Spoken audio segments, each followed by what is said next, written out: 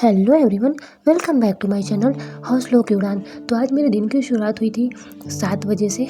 जी हाँ, बिल्कुल 7 बजे से। आप सुनोगे तो सोचोगे यार, सुबह की शुरुआत मैं हमेशा 5 बजे से करती हूँ, आज 7 बजे कैसे। तो नाइट में बालकनी का गेट ओपन कर दिया था शिवा ने, तो मॉस्किटो आ गए थे अंदर। 2-3 बार उन्होंने ओपन किया होगा तो मॉस्किटो अंदर आ गए। अब रात भर सोना मुश्किल हो गया, जिसकी वजह से ना नाइट की नींद अच्छी हुई और ये पूरी रात सोए नहीं। तो सुबह 7 बजे सोकर उठे। इसके बाद तुरंत मैं किचन के कामों में चली गई। और जैसा कि आप सभी को पता है, मैंने 5 घंटे का चैलेंज दे रखा है, बट कोई नहीं। मैं पहले वाली जो थी, पहले जो मेरा नेचर था, तो वो कैसा था, वो था कि मैं जैसे 5 घंटे का स्टडी चैलेंज ली ना, और अगर जैसे मैं 7 बजे सो गई तो मैं एकदम घबरा जाती और पूरा दिन रिग्रेट में मेरा गुजर जाता है ना।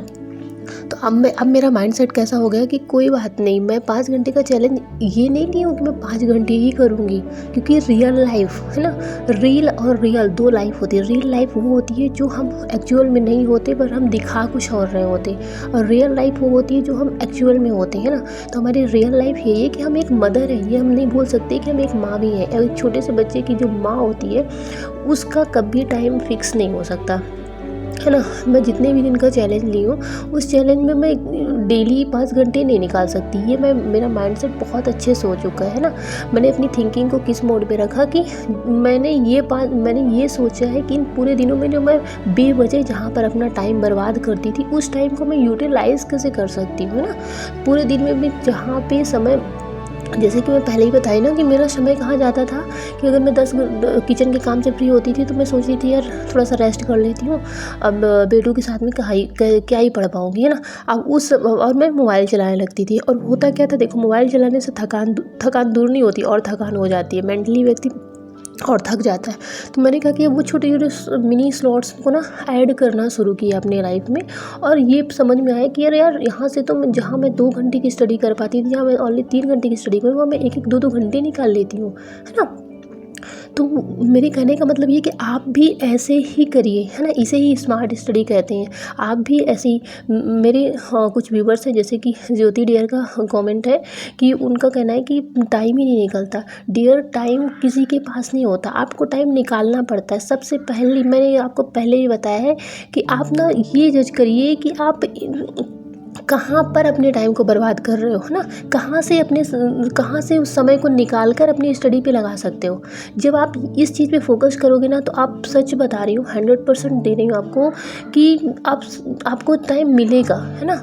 आप जो बचे हुए मार्च का समय ना, तो उसमें आप एक चैलेंज लीजिए कि आप, अगर आपके पास समय नहीं मिलता, आपकी ये माइंडसेट है, तो आप ये करिए कि मैं इन बचे हुए दिनों में ना, मैं समय कहाँ से निकाल पाऊँगी, मुझे समय निकालना है, जहाँ कहीं से भी निकाल सकती हूँ, ठीक है ना। बस अब आप शुरू कर दिए। सबसे बड़ी प्रॉब्लम होती है शुरुआत करना। हम सभी हाउसवाइफ की या फिर सभी एस्पिरेंट की प्रॉब्लम होती है, हम एक्शन नहीं ले पाते, है ना। जिस दिन से आप एक्शन लेना, सोचना थोड़ा सोचिए कम, एक्शन ज़्यादा लीजिए ना। जिस दिन से आप एक्शन लेना शुरू कर दोगे ना, आपके पास अपने आप समय बचना शुरू हो जाएगा। आई होप कि आप थोड़ा सा सेटिस्फाई होंगी मेरे जवाब से। और दूसरा कमेंट था प्रतिमा डियर का कि उनके पास 2 बेबी हैं और उनको भी टाइम की प्रॉब्लम है। तो टाइम का तो मैंने यही बताया, मुझे यही समझ में आता है। और आप मेरे पुराने वीडियो देखेंगे तो आपको पता चलेगा कि मैंने शुरुआत एकदम छोटे कदमों से करी थी। मैं सबको ये कहती हूँ, हम लोग टारगेट इसीलिए नहीं कंप्लीट कर पाते क्योंकि हम टारगेट बहुत बड़ा रखते हैं। आप छोटा सा टारगेट रखिए। अगर आप सुबह उठ नहीं पाती, तो इन बचे हुए समय में ना, आप सिर्फ एक टारगेट रखिए कि आपको सुबह जल्दी उठना है, बस।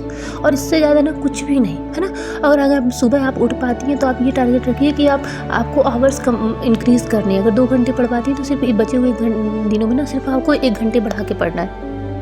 सिर्फ अगर आप इतने से लेंगे ना, सच बता रही हूँ, मैं भी वही फार्मूला यूज़ कर रही हूँ और बहुत ही ज़्यादा इफेक्टिव है। और दूसरी प्रॉब्लम ये है कि PYQ कहाँ से लगाएं। आप मेरे टेलीग्राम चैनल को ज्वाइन कर लीजिए। वहाँ पे मैंने PDF फॉर्म में आपको दे रखा है, तो वहाँ पे आपको थोड़ा सा हिंट मिल जाएगा कि मैं किस तरह PYQ कर रही हूँ, है ना। तो मैं मॉक के रूप में मैं 2022 के पेपर लगाऊंगी, अभी मैंने स्टार्ट नहीं किया। और एनालिसिस के तौर पे मैं 2024 के कर रही हूँ। मेरा मानना है कि आप 2-2.5 घंटे इकट्ठा नहीं बैठ पाएंगी। जो जैसा कि मैंने अपनी जर्नी में महसूस किया है, तो आप क्या करो, आप उसके लिए जो मैं फ़ॉर्मूला यूज़ कर रही हूँ कि 2 सब्जेक्ट आपने ले लिया, 2 सब्जेक्ट अगर आप उसमें भी मतलब कहीं न कहीं डिमोटिवेट हो, नहीं कर पा रही, समय नहीं मिल पा रहा है, जो भी जैसा भी है, आपके पास अभी बैठने की कैपेसिटी नहीं है, तो आप एक सब्जेक्ट ही लीजिए। एक सब्जेक्ट को अच्छे से एनालिसिस करिए, जो ऑप्शन है आंसर वो लिखिए, जो ऑप्शन नहीं, जो 4 में से जो 3 नहीं है उनको भी नोट डाउन करिए, उसके टॉपिक्स भी सर्च करिए और पढ़िए।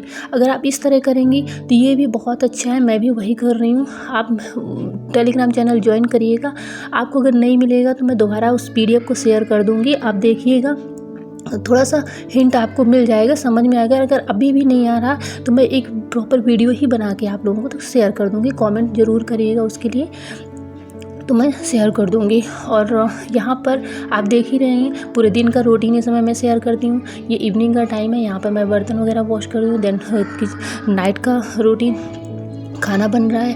इसके बाद जब खाना बन जाएगा तो जैसा कि आपको पता है मैं दोपहर में बस में 2 घंटे पढ़ी हूँ और उसके बाद फिर सीधे किचन में लग गई हूँ। देन शाम का काम रहता है 6 से 7, 1 घंटे मेरा बेटू के साथ में जाता है, पौधों में पानी डालना, उनके साथ टाइम स्पेंड करना।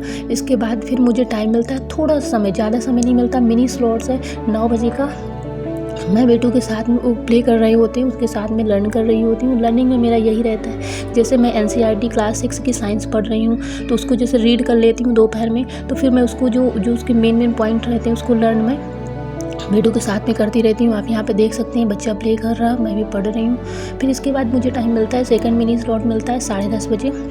और मुझे एक चीज़ मैं आपको बताऊं कि जब पहले ना मैं इनके साथ में खेलने लगती थी, पढ़ती ही नहीं थी ना, अब मैं पढ़ने लगी ना तो मेरा बच्चा भी ये चीज़ समझने लगा है। कल नाइट में दादू उसके बोलते हैं जाओ मम्मा साथ सो जाओ, तो बोलते हैं नहीं मम्मा अभी स्टडी कर रही है, उसको स्टडी करने दो। तो मुझे मतलब अच्छा लगा कि यार बच्चा जो देखता है ना धीरे धीरे ढल जाता है उस माहौल में। अगर पहले मैं कैसी थी, पहले मैं हमेशा आप लोगों से बोलती थी कि अरे मेरा बच्चा पढ़ने नहीं देता, बहुत ही परेशान करता है। लेकिन अब मैंने सीखा ना कि अगर आप चाहोगे ना, अगर आप कुछ कहते हैं ना कि अगर आप कोई काम शिद्दत से कर रहे हो तो पूरी कायनात आपके साथ में होती, तो ये बात बिल्कुल सच है। आप बस शुरू बस कर दो ना। सबसे मेन प्रॉब्लम होती है एक्शन ना लेना। एक्शन लो ना, फिर अपने आप रास्ता आपको दिखने लगेगा। जैसे ही आप PYQ लगाना शुरू करोगे ना, आपको अपने आप समझ में आने लगेगा कि हमें क्या पढ़ना है, कैसे पढ़ना है, क्या डायरेक्शन अपने आप मिलने लगेगी आपको। यहाँ पर आपने देखा मैं 5 घंटे की स्टडी कंप्लीट कर ली हूँ और बच्चे 11 बज चुके हैं, रूम में आ गए, मैं 11 बजे रूम में आई हूँ और इनकी नींद बिल्कुल नहीं आ रही। ये खिलौना अपना नीचे से ऊपर लेके आए और यहाँ पर डांस कर रहे हैं, बोले मम्मा हमको अभी नहीं सोना है। और फिर 11:30 बजे के समथिंग ये खेलना बंद करके बिस्तर में ले जाती हूँ। 12 बजे तक मेरे सोते हैं। अब सोचिए मैं 12 बजे 12:30 बजे सोती हूँ, पर मैं कैसे 5 बजे उठती हूँ। लेकिन जो भी है करना तो है, मिलते हैं।